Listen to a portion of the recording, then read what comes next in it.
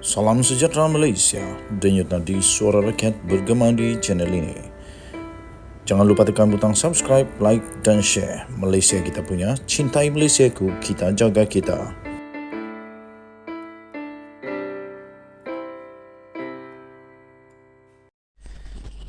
Salam sejahtera Malaysia, denyut nadi suara rakyat bergema di channel ini. Tuan-tuan dan puan-puan yang dihormati sekalian, pastinya ramai yang ingin tahu siapa sebenarnya dalang-dalang, jerung-jerung jahat, penjahat-penjahat, penjenayah-penjenayah yang sakau duit rakyat di Malaysia. Terutama di dalam kes Jana Wibawa ini sekarang, siapa sebenarnya dalang jahat ini? Siapa sebenarnya yang bertanggungjawab menyusahkan kerajaan dulu dan kerajaan sekarang, menyusahkan SPRM untuk menyiasat. Tetapi itu kan amanah tugas SPRM. Jadi tahniahlah kepada SPRM yang sentiasa bekerja membantu, membenteras, memastikan rasuah tiada lagi di Malaysia. Selaras dengan titah daripada Seri Paduka Baginda yang di-Pertuan Agong. Disahkan tuan-tuan dan puan-puan, seorang dalang yang mungkin adalah jerung di dalam Jana Wibawa, pengarah syarikat didakwa kerana 12.8 juta ringgit Malaysia rasuah. Di Johor Bahru, seorang ahli perniagaan didakwa di Mahkamah Session di atas 9 pertuduhan.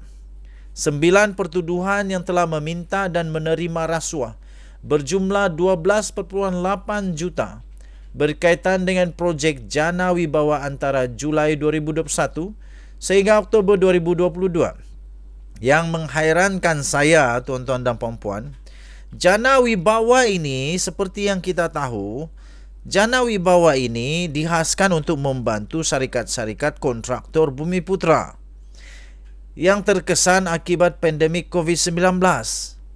Tetapi apa yang berlaku, yang menghairankan ialah yang tertuduh ini bukan seorang Bumiputra, kecuali nama dia memang nama Cina, tetapi Bumiputra. Kerana yang tertuduh itu adalah Datuk Teo Wee Cheng. Namanya Cina pula, mungkin Bumiputra Cina. Teo Wee Cheng, 65 tahun, mengaku walaupun begitu mengaku tidak bersalah selepas kesemua pertuduhan itu dibacakan dalam bahasa Mandarin di hadapan Hakim Datuk Ahmad Kamal Arifin Ismail. Wee Cheng yang juga adalah pengarah bagi SSH Furniture Sdn Bhd telah didakwa atas 2 pertuduhan meminta wang suapan 3.9 juta ringgit Malaysia dan juga 7.4 juta ringgit Malaysia yang adalah juga 10% daripada harga kontrak membabitkan program Jana Wibawa yang bernilai 39.7 juta dan 74 juta. Bayangkan kerana rasuah ini tuan-tuan dan puan-puan, belum buat kerja, baru mulut air liur yang tak guna, baru tai hidung saja sudah pun terpaksa bayar rasuah 3.9 juta dan 7.4 juta. Belum buat kerja tahu. Bayangkan betapa buruknya spesifikasi yang terjadi dengan kerja tersebut.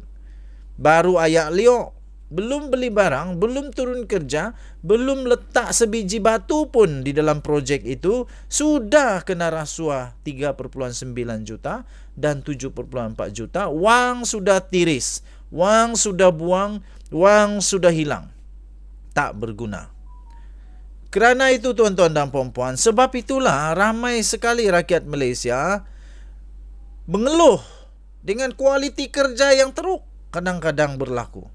Kualiti kerja jalan raya teruk, kualiti kerja buat bangunan teruk, apa-apa sajalah ramai yang mengeluh, kononnya banyak yang teruk. Apa tak teruknya? Bayangkan sajalah. Baru air liur, belum buat apa-apa lagi, dah ada rasuah 3.9 juta dan 7.4 juta. Itu lebih kurang dalam 11.3 juta. 11.3 juta duit rakyat hanya untuk ayak liok. Hanya untuk kencing mengencing, hanya untuk tipu menipu. Ya aduh, tuan-tuan dan puan-puan. Ini baru satu. Kalau sub punya sub, punya sub, punya sub. Nah, rasuah punya rasuah, punya rasuah. Belum buat kerja dah lebih 20 juta. Daripada, aduh. Jadi macam mana nak ada kualiti? Sebab itu kita harus sama-sama menjunjung titah ke bawah duli yang maha mulia Seri Paduka Baginda yang di-Pertuan Agong untuk melawan selawan-lawannya rasuah ini. Tak kiralah siapapun. Jangan pula kata pendakwaan terpilih lagi. Kamu yang buat dosa, kamu yang pergi makan duit, tiba-tiba masalah orang pula ditempiaskan.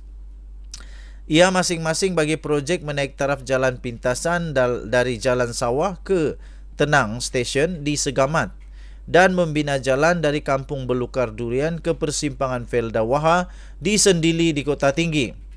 Ia juga adalah sebagai upah. Baguslah. Kalau macam begitu, buatlah syarikat upah rasuah confirm dapat projek. Wah, bestnya. Ia sebagai upah bagi membantu syarikat Muar Usaha Bakti Sdn Bhd mendapatkan projek itu selain mendorong syarikat Liku Prestasi Sdn Bhd yang memperoleh projek di Kota Tinggi supaya melantik syarikat TS Dynamic Construction Sdn Bhd sebagai subkontraktor. Perbuatan itu telah didakwa dilakukan oleh Wee Cheng di Pejabat Tri-Metro Development Sdn Bhd, Jalan Majidi di Muar antara Julai 2021 dan Mei hingga Jun 2022. Wee Cheng juga didakwa menerima rasuah berjumlah 1.5 juta ringgit bagi projek menaik taraf jalan pintasan dari Jalan Sawah baru ke Tenang Station di Segamat dan membina jalan dari Kampung Belukar Durian ke Persimpangan Felda Waha di Sendili, Kota Tinggi. Ia adalah sebagai upah bagi tertuduh membantu syarikat Muar Usaha Bakti dan Sdn Bhd mendapatkan projek di Segamat dan sebagai upah kerana bersetuju melantik syarikat TS Dynamic Construction sebagai subkontraktor. Semua kesalahan itu pula didakwa dilakukan syarikat miliknya di kawasan perindustrian di Pagoh, Muar di antara 20 Ogos 2021 sehingga 15 November 2022. Kesemua pertuduhan itu dilakukan mengikut Seksyen 16A A Akta Suruhanjaya Pencegahan Rasuah Malaysia SPRM 2009 yang boleh dihukum di bawah Seksyen 24 1 Akta yang sama. Sabit kesalahan, tertuduh boleh dikenakan hukuman penjara sehingga 20 tahun dan denda tidak kurang daripada 5 kali ganda jumlah atau suapan atau RM10,000 mengikut mana-mana yang lebih tinggi. Kes pendakwaan dikendalikan Timbalan Pengarah 2 Bahagian Perundangan dan Pendakwaan SPRM Ahmad Akram Gharib sementara tertuduh diwakili Peguam Bela Kainstan. Hakim kemudian membenarkan Wee Cheng diikat jamin sebanyak RM500,000 menerusi wang cagaran dengan seorang penjamin warga tempatan selain pasport juga diserahkan kepada mahkamah sehingga selesai kes itu. Hakim memerintahkan wang cagaran berkenaan diserahkan pada hari ini juga. Mahkamah turut menetapkan 17 Mei depan sebagai sebutan kes dan serahan dokumen. Denyut nadi suara rakyat bergema di channel ini. Jangan lupa tekan butang subscribe, like dan share. Kita jaga kita. Bye-bye.